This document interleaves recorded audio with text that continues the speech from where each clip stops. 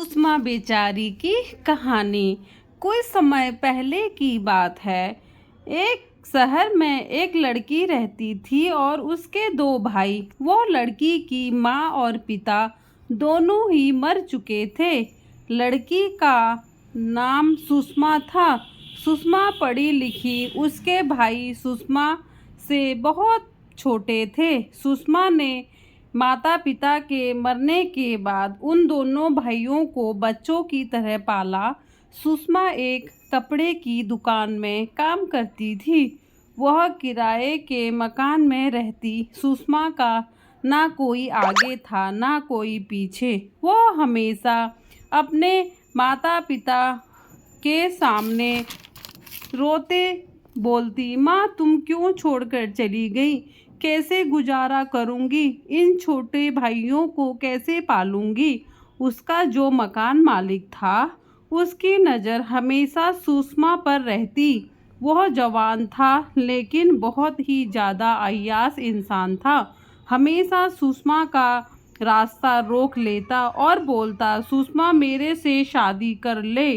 सुषमा कोई जवाब नहीं देती और वहाँ से चली जाती। वह जब अपनी कंपनी जाती, रास्ते में वह आते जाते सुषमा को बहुत परेशान करता और सुषमा को बहुत बुरा लगता। वो इसीलिए कुछ नहीं बोलती, कहीं उसे कमरा ना खाली करना पड़ जाए। एक दिन वह मकान मालिक उसके घर पहुंच गया। उसने सुषमा को अकेली देखा तो उसे फिर छेड़ने लग गया।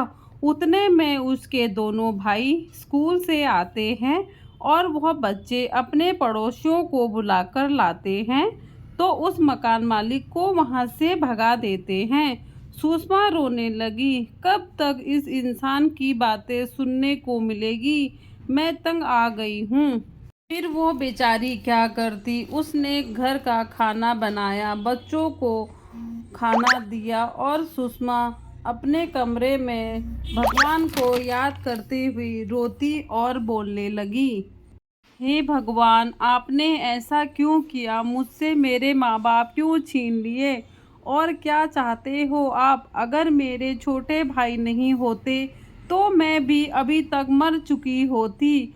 और अपने माता पिता को बोली, क्यों तुम लोग छोड़कर चले गए मुझे? ऐसा बोलकर वह रोती रही और रोते रोते उसकी आँख लग गई। उसे सपने में उसकी माँ आई और बोली, बेटा तेरे सारे दुख दूर हो जाएंगे, मैं तुम्हें कुछ भेंट कर रही हूँ। वह सो रही थी, सुबह उठी और उसने देखा और बोलने लगी, अरे भगवान, मैं तो सपना देख रही थी। और वहीं सुषमा के सामने एक छोटी सी आकार की सुई पड़ी हुई थी। सुषमा बोली, माँ तो बोल रही थी कि तेरे सारे दुख दूर हो जाएंगे, लेकिन कैसे होगा? उतने में सुई बोलने लगी, सुषमा तुम घबराओ मत, मैं तुम्हारी सहायता करूँगी। सुषमा डर गई और बोली, कैसे? उसने बोला, ना मेरे पे नौकरी है ना ही खाना पीना। आज 2 दिन हो गए, ना ही मैंने कुछ खाया ना ही मेरे भाइयों ने। सुषमा के ऐसा बोलते ही उस सुई ने ढेर सारा खाना अपनी जादू से निकाला। यह देखकर सुषमा और उसके भाई बहन खुश हुए।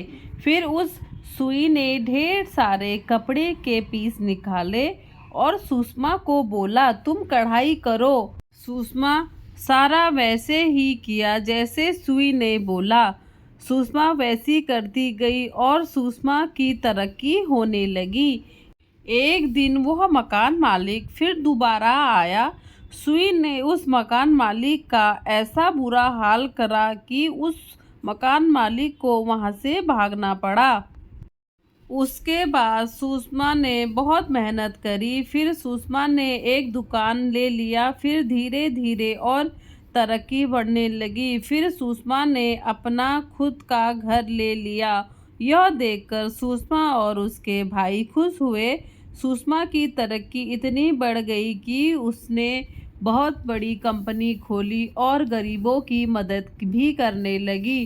फिर सुषमा के सारे कष्ट दूर हो गए। सुषमा ने पहले भगवान का धन्यवाद किया, फिर अपने माँ बाप का। सुषमा और उसके भाई बहन अच्छी जिंदगी व्यतीत करने लगे।